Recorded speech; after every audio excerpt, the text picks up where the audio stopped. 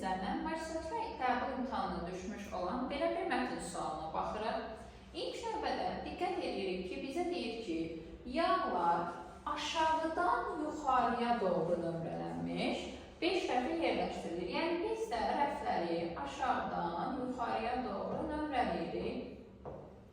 Daha sonra deyir ki, aşağıdakı məlumatlar verilir. Hər rəfdə ən çoxu 2 müxtəlif markalı yağ var. Yəni biz hər rəfə 1 yağ da yaza bilərik, 2 yağ da yaza bilərik. Amma daha artığını, yəni 3, 4, 5 yaza bilmərik.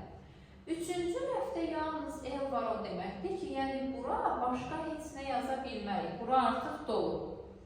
Sonra deyir ki, G və K markalı yağlar L markalı yağdan yuxarıdakı ilk rəfdədir. Deməli, G ilə K hardadırsa, onun altındakı rəfə biz N-i yazmalıyıq. Yəni, bunlar alt üst rəflərdə olacaqlar.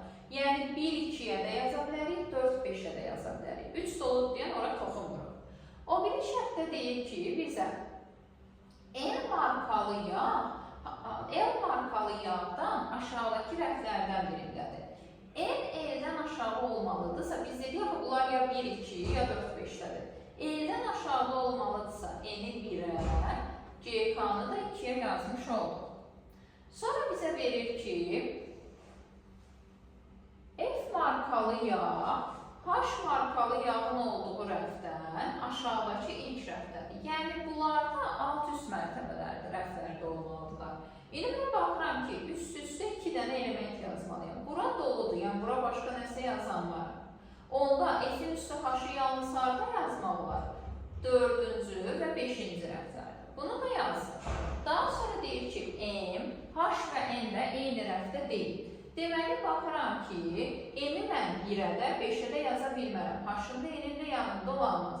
2 və üstə doludur. Deməli, M-i yazdıq 4-cü rəfə. 4-cü rəfdə artıq 2 yağ olduğuna görə, deməli, burada doludur. Buraya heç nə yaza bilmərik. Bizdə bir dənə qaldı P. Bizə deyir ki, P F-dən bir rəfdə deyil. P onsuz da F-in yanına yazıla bilməz. F-in olduğu rəf doludur. Deməli, biz P-ni ola bilər ki, 1-ə yazaq. Ola bilər ki, 5-ə yazaq. Şərtimiz kifayət eləmir o dəqiq yerini tapmaq üçün. Keçirik suallara. Deyir ki, aşağıdaşlardan hansı mütləq doğrudur? L markalı yağ 1-ci rəfdədir. L markalı yağ 4-dədir. Bu səhvdir. Mütləq səhvdir desəniz biz 1-i götürə bilərdik. G markalı yağ 5-ci rəfdədir. G markalı yağ 2-dədir. Yəni, bu da mütləq səhvdir. H və P markalı yağlar eyni rəfdədir. Burada H və P-nin eyni rəfdə olduğu halda var. Yəni, doğru da ola bilər. H və P-nin müxtəlif rəflərdə olduğu halda var. Yəni, bu düzdə ola bilər, səhvdə ola bilər. Yəni, mütləq doğru, mütləq yanlış kimi bunu götürmək olmaz. F və M eyni rəfdədir, doğrudan da hər ikisi 4-cü rəfdədir, yəni mütləq doğrudur. 5-də deyir K 2-ci rəfdədir, doğrudan da K 2-ci rəfdədir, bu da mütləq doğrudur. Bizdən mütləq doğru olan sualları soruşurdu. Deməli, cavabımız olacaq 4 və 5.